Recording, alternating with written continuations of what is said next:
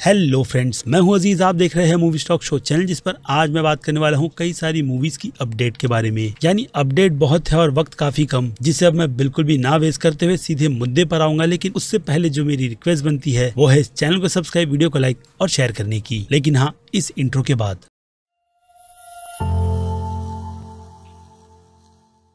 So friends, तो बात की जाए इस अपडेट में सबसे पहली अपडेट की, तो ये अपडेट OMG2 फिल्म की ऑफिशियल रिलीज से रिलेटेड है। जो कि हाँ, आपको और मुझे सभी को ये पता है कि इस फिल्म को 11 अगस्त के दिन गदर 2 फिल्म के साथ ऑफिशियली रिलीज किया जाएगा। लेकिन अब उसमें जो काफी बड़ी प्रॉब्लम जो निकल कर आई है वो है इस फिल्म के सेंसर बोर्ड की सर्टिफिकेशन, जिसे CBFC भी कहा जाता है। तो उन्होंने इस फिल्म को फिलहाल तो वो कहते हैं ना, डाउटफुल की कैटेगरी में डाल दिया है, जिससे अब मुझे लगता है मेकर्स को बाहर निकलने के लिए इस फिल्म को थिंक रिवाइज कम्युनिटी वालों को दिखानी होगी। और अगर उससे भी बात नहीं बनी तो ये मामला सीधे कोर्ट जाएगा, जिसकी वजह से फिल्म डेफिनेटली डिले हो जाएगी। जो कि इस केस में मुझे लगता है कि बिल्कुल भी होना नहीं चाहिए, क्योंकि जिस लेवल पर आदिपुरुष फिल्म को इतने कॉन्फिडेंट के साथ सेंसर बोर्ड वालों ने पास कर जो थिएटर में रिलीज किया था, अब उसी पर डरते हुए उन लोगों की तरफ से इस डिसीजन को इस फिल्म पर थोपा जा रहा है, जो कि मैं फिर कहूंगा कि गलत है। इसलिए अब देखना इंटरेस्टिंग यही रहेगा कि रिवाइज कम्युनिटी की तरफ से इस फिल्म को किस तरीके की राहत दी जाती है। क्योंकि इसके अलावा भी आई थिंक FTAC की सिचुएशन जो पहले थी उसे हटा दिया गया है, इसलिए कोर्ट ही एकमात्र रास्ता रह जाता है इस फिल्म के मेकर्स के पास। जिस पर अब तक तो इस फिल्म की रिलीज से रिलेटेड, यानी कि सेंसर बोर्ड के सर्टिफिकेशन से रिलेटेड कोई बड़ा अपडेट निकल कर नहीं आया। लेकिन हाल ही में पंकज त्रिपाठी की तरफ से ये बात कंफर्म की गई है कि इस फिल्म की इन सारी की सारी अफवाहों पर बिल्कुल भी ध्यान ना दे। इसलिए हम भी उससे मूव ऑन करते हुए बस यही उम्मीद करेंगे कि ये फिल्म अपनी ऑफिशियल रिलीज डेट पर रिलीज हो जाए, और कृपया करके जो इसके मेकर्स है वो आगे आकर इस फिल्म की कहानी के बारे में थोड़े बहुत लोगों को जागरूकता दे दे। जो अगर उनसे नहीं हो रहा है तो फिल्म का ट्रेलर रिलीज कर दो, सबको सब कुछ समझ आ जाएगा, सिवाय इस अपडेट के जो मैंने आपको इस वीडियो में बताया है। जिसके बाद बात करें सीधे प्रभास की अपकमिंग फिल्म सलार की, तो आदिपुरुष के बड़े कारनामे के बाद इस फिल्म के भी डिस्ट्रीब्यूशन को लेकर कुछ इसी तरीके की प्रॉब्लम निकल कर आई है। यानी डिस्ट्रीब्यूटर्स सलार फिल्म को लेकर उतने ज्यादा कॉन्फिडेंट नहीं है जितने ज्यादा कॉन्फिडेंट उन्हें आदिपुरुष की सक्सेस को लेकर निकल कर आया था, जिनमें हाँ डिस्ट्रीब्यूटर्स का आई थिंक 30 करोड़ का लॉस हुआ है, जो कि मेकर्स की तरफ से उन्हें बिल्कुल भी रिफंड नहीं किया गया। इसलिए अब डिस्ट्रीब्यूटर्स की तरफ से सलार फिल्म को लेकर पैसे के अमाउंट को कम करने की बात की जा रही है, जिस पर हुम वाली फिल्म्स किसी भी एंगल से इस डील को नहीं मानने वाले। यानी वो प्राइस बिल्कुल भी कम नहीं करेंगे, बल्कि इनफैक्ट उनकी तरफ से तो कहा यही गया था कि वो डिस्ट्रीब्यूटर्स को छोड़ इस फिल्म को डायरेक्टली ही खुद डिस्ट्रीब्यूट करेंगे। और फिर उसके बाद उनकी तरफ से अपडेट ये निकल कर आई कि मेकर्स इस फिल्म को अच्छी खासी रकम में डिस्ट्रीब्यूटर्स को बेचना चाहते हैं, और वो अमाउंट आई थिंक 200+ करोड़ का है। जिस पर जैसे कि मैंने कहा, डिस्ट्रीब्यूटर्स अपनी हामी बिल्कुल भी नहीं भर रहे। लेकिन अभी के लिए तो मेकर्स की तरफ से उन्हें आश्वासन दिया जा रहा है कि ये फिल्म प्रभास के नाम पे कम और प्रशांत नील के नाम पर ज्यादा बिकेगी, जिसके राइट्स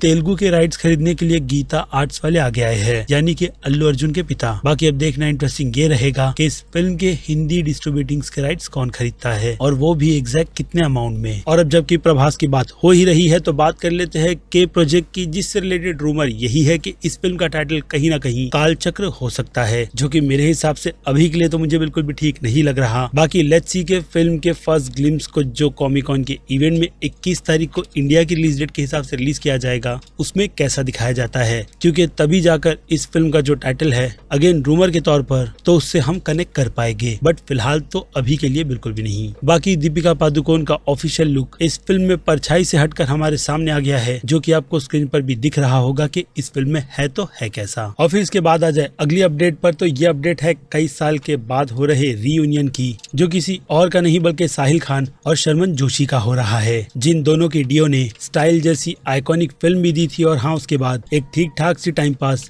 एक्सक्यूज मी जैसी फिल्म भी। लेकिन फिर इनका स्टारडम कहाँ गया, खास करके साहिल का तो उसका मुझे नहीं पता, लेकिन शर्मन जोशी जैसे तैसे कर फिलहाल तो बॉलीवुड में सर्वाइव करने में कामयाब हुए हैं। और अब इस रीयूनाइट पर किसी को क्रेडिट दिया जाए तो सैम खान नाम के कोई डायरेक्टर, जिन्होंने इसके पहले शायद से कुछ फिल्में डायरेक्ट की होगी, वो इसे डायरेक्ट कर रहे हैं, जिसका टाइटल अब तक कंफर्म नहीं किया गया। बाकी डायलॉग लिखने की जिम्मेदारी मिलाप जवेरी पर है। समझ सकते हो कि उनके करियर का ग्राफ नोलन सामजी जैसा कहां पर आ गया है। बाकी देखते हैं कि ये फिल्म कई साल बाद इन दोनों जोड़ी को साथ में लेकर ऑडियंस और उनके जो बच्चे कुचे फैंस है उन्हें सरप्राइज करने में कामयाब होती भी है या नहीं। और अब इससे हटकर बात की जाए अरशद वारसी की, तो रिसेंटली उन्होंने अपने कुछ प्रोजेक्ट से रिलेटेड खुलासे किए हैं, जिनमें 2 नाम उनकी तरफ से ऑफिशियली कंफर्म है, तीसरे का तो नहीं बताया इसलिए 2 ही नाम है, जिनमें अब एक फिल्म यानी कि वेलकम 3 में उनकी कास्टिंग कर ली गई है, जो उनके अकॉर्डिंग काफी जोरों शोरों से और पहले से भी काफी ज्यादा ग्रैंड बनाई जा रही है, या फिर सिंपली कहूँ कि हमें ही बनाया जा रहा है, जिसमें अब तक फिरोज नडियालवाला की ये फिल्म ठीक हेरा फेरी की ही तरह, वो कहते हैं ना, एक हवा की झोंकी की तरह है, जो कभी काफी ज्यादा तेज आती है तो कभी काफी ज्यादा स्लो। लेकिन खैर, अब देखते हैं कि फैंस के लिए ये फिल्म बनती भी है या नहीं। इसके अलावा अरशद वारसी ने जॉली LLB 2 फिल्म की भी कंफर्मेशन की है। जी हाँ, जॉली LLB 2, जिसका सीधे कनेक्शन अरशद वारसी की पहली फिल्म से होगा, जिस कहानी को बीच में रोककर स्टूडियो ने अपना बजट बढ़ाया था ताकि अक्षय कुमार को लेकर वो लोग अच्छे खासे पैसे कमाए, और ऐसा हुआ भी। लेकिन अब मुझे लगता है वो लोग शायद अक्षय कुमार के फैंडम से डर गए हैं, इसलिए फिर से अपने पुराने रूट्स पर लौटते हुए अगेन कहूंगा अरशद वारसी के अकॉर्डिंग उनका रिटर्न करवाया जा रहा है। बाकी बात करें आयुष्मान खुराना की ड्रीम गर्ल 2 फिल्म की, तो बॉलीवुड हंगामा वालों की रिपोर्ट की रूमर के अकॉर्डिंग शायद से ये फिल्म 12 दिन के क्विक रीशूट्स पर जाने वाली है। रीजन अगेन मुझे नहीं पता, लेकिन हो सकता है कि फिल्म में कुछ मेजर चेंजेस किए जा रहे हो, जिससे कि वो कहते हैं ना कि आयुष्मान खुराना की छवि जो लोगों के सामने फिलहाल तो बॉक्स ऑफिस नंबर पर बहुत ही बुरा रिस्पॉन्स दिखा रही है, तो हो सकता है कि इससे उनका करियर रिवाइव हो जाए, जिसके चांसेस को लेकर आप मुझे कमेंट में इस बारे में लिखकर बताइएगा। और अब इससे हटकर फिल्मों के रिलीज किए गए कुछ फर्स्ट लुक पोस्टर्स की बात की जाए, तो जवान फिल्म के 2 पोस्टर आपको स्क्रीन पर दिख रहे होंगे, जो कि पर्सनली मुझे बिल्कुल भी पसंद नहीं आए हैं। लेकिन श्री राम राघवन की आ रही फिल्म मैरी क्रिसमस के इन दोनों ही पोस्टर ने मुझे बहुत ज्यादा इम्प्रेस किया है, जिसे अगर मैं काफी सिंपल कर बताऊं तो पुराने दिनों की याद आ गई, जिन दिनों बॉलीवुड की पुरानी फिल्मों के पोस्टर कुछ इसी तरीके के बनाए जाते थे।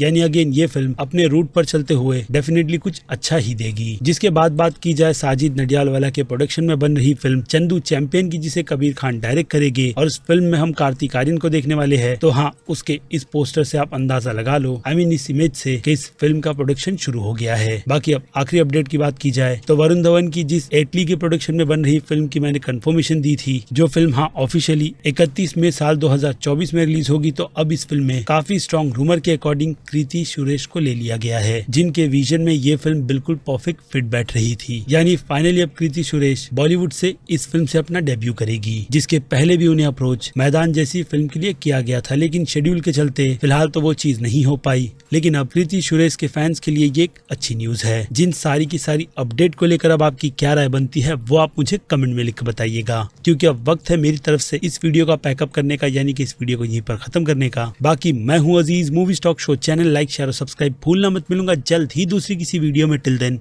बाय।